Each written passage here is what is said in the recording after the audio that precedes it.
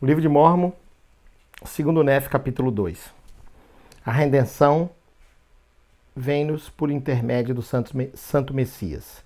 A liberdade de escolha, livre-arbítrio, é essencial para a existência e para o progresso.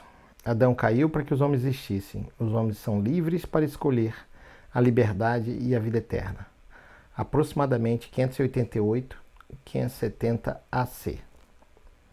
E agora, Jacó, falo a ti, tu és meu primogênito nos dias de minha tribulação no deserto. E eis que na tua infância sofreste aflições e muito pesar por causa da rudeza dos teus irmãos. Não obstante, Jacó, meu primogênito no deserto, conheces a grandeza de Deus. E ele consagrará tuas aflições para teu benefício. Tua alma será, portanto, abençoada, e viverás em segurança com teu irmão Nefe. E teus dias serão empregados no serviço de teu Deus. Sei, portanto, que fostes redimido por causa da justiça do teu Redentor, pois viste que ele virá na plenitude dos tempos para trazer salvação aos homens. E contemplaste a sua glória em tua mocidade. És, portanto, tão abençoado quanto o serão aqueles justos entre quem ele ministrará na carne. Porque o Espírito é o mesmo ontem, hoje e para sempre. E o caminho está preparado desde a queda do homem, e a salvação é gratuita. E os homens são ensinados suficientemente para distinguir o bem do mal. E a lei é dada aos homens, e pela lei nenhuma carne é justificada. Ou seja, pela lei os homens são rejeitados, sim. Pela lei natural foram os rejeitados e pela lei espiritual são privados daquilo que é bom, tornando-se miseráveis para sempre. Portanto, a redenção vem por intermédio do Santo Messias, porque ele é cheio de graça e de verdade. Cheio de graça e verdade. E eis que ele se oferece em sacrifício pelo pecado, cumprindo assim todos os requisitos da lei, para todos os quebrantados de coração e contritos de espírito. E para ninguém mais podem todos os requisitos da lei ser cumpridos. Portanto, quão importante é tornar essas coisas conhecidas dos habitantes da terra, para que saibam que nenhuma carne pode habitar na presença de Deus, a menos que seja por meio dos méritos e misericórdia e graça do Santo Messias, que dá a sua vida, segundo a carne, e toma novamente pelo poder do Espírito, para poder efetuar a ressurreição dos mortos, sendo ele o primeiro a ressuscitar. Ele é, portanto, as primícias para Deus, visto que intercederá por todos os filhos dos homens. E os que nele crerem serão salvos. E por causa da intercessão feita por todos os homens vão a Deus.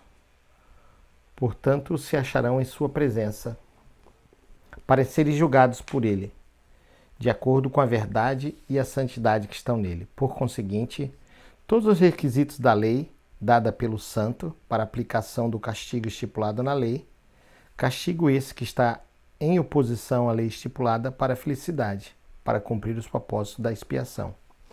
Porque é necessário que haja uma oposição em todas as coisas. Se assim não fosse, meu primogênito no deserto não haveria retidão nem iniquidade, nem santidade nem miséria, nem bem nem mal. Portanto, é preciso que todas as coisas sejam compostas em uma, pois se fosse um só corpo, deveriam permanecer como mortas, não tendo vida nem morte, nem corrupção nem incorrupção, nem felicidade nem miséria, nem sensibilidade nem insensibilidade. Portanto, teriam sido criadas em vão. Portanto, não haveria propósito na sua criação. Portanto, isso destruiria a sabedoria de Deus e seus eternos propósitos, assim como o poder e a misericórdia e a justiça de Deus. E se disserdes que não há lei, direis também que não há pecado. E se disserdes que não há pecado, direis também que não há retidão. E não havendo retidão, não há felicidade. E não havendo retidão nem felicidade, não haverá castigo nem miséria. E se essas coisas não existem, não existe Deus. Se não existe Deus, nós também não existimos, nem a terra, pois não poderia ter havido criação, nem para agir, nem para receber a ação. Portanto, todas as coisas inevitavelmente teriam desaparecido. E agora, meus filhos, digo-vos estas coisas para vosso proveito e instrução, pois existe um Deus, e Ele criou todas as coisas, tanto os céus como a terra, e tudo o que neles há, tanto as coisas que agem como as coisas que recebem a ação. E para conseguir seus eternos propósitos com relação ao homem, depois de haver criado nossos primeiros pais, e os animais do campo, e as aves do ar, enfim, todas as coisas criadas, era necessária uma oposição, até mesmo o fruto proibido em oposição à árvore da vida, sendo um doce e o outro amargo. O Senhor Deus concedeu, portanto, que o homem agisse por si mesmo, e o homem não poderia agir por si mesmo, a menos que fosse atraído por um ou por outro. E eu devo supor, pelo que tenho lido, que um anjo de Deus, de acordo com o que está escrito, caiu do céu, tornou-se, portanto, um diabo, tendo procurado o que era mal perante Deus. E por haver caído do céu, tendo se tornado miserável para sempre, procurou também a miséria de toda a humanidade. Portanto, aquela velha serpente que é o diabo,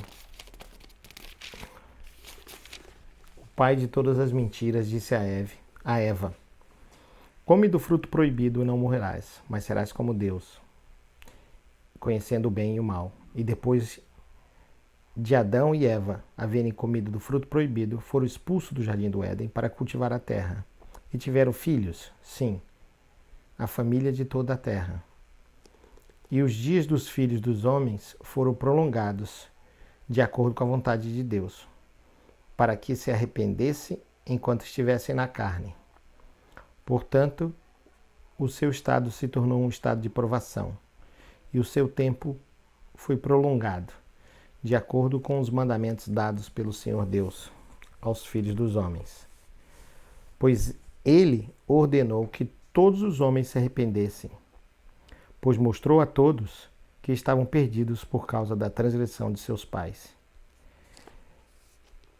E então, eis que se Adão não houvesse transgredido, não teria caído, mas permanecido no jardim do Éden. E todas as coisas que foram criadas deveriam ter permanecido no mesmo estado em que estavam depois de haverem sido criadas, e deveriam permanecer para sempre e não ter fim. E não teriam tido filhos, portanto, teriam permanecido no estado de inocência, não sentindo alegria por não conhecerem a miséria, não fazendo o bem por não conhecerem o pecado. Mas eis que todas as coisas foram feitas segundo a sabedoria daquele que tudo conhece. Adão caiu para que os homens existissem, e os homens existem para que tenham alegria. E o Messias vem na plenitude dos tempos para redimir da queda os filhos dos homens. E porque são redimidos da queda, tornam-se livres para sempre, distinguindo o bem do mal, para agirem por si mesmos, e não para receberem ação, salvo se for pelo castigo da lei no grande e último dia, segundo os mandamentos dados por Deus. Portanto, os homens são livres segundo a carne, e todas as coisas que necessitam lhes são dadas, e são livres para escolher a liberdade e a vida eterna por meio do grande mediador de todos os homens, ou para escolherem o cativeiro e a morte, de acordo com o cativeiro e o poder do diabo, pois ele procura tornar todos os homens tão miseráveis como ele próprio. E agora, meus filhos, gostaria que confiasseis no grande mediador e desses ouvidos a seus grandes mandamentos, e que fosseis fiéis às suas palavras, e escolhesseis a vida eterna conforme a vontade do seu Santo Espírito, e que não escolhesseis a morte eterna conforme a vontade da carne e o mal que nela há, que dá ao espírito do diabo poder para escravizar, para levar-nos ao inferno, a fim de reinar sobre vós em seu próprio reino. Disse-vos estas poucas palavras, meus filhos, nos últimos dias de minha provação, e eu escolhi a boa parte, de acordo com as palavras do profeta. E não tenho objetivo que não seja o eterno bem-estar de vossa alma. Amém.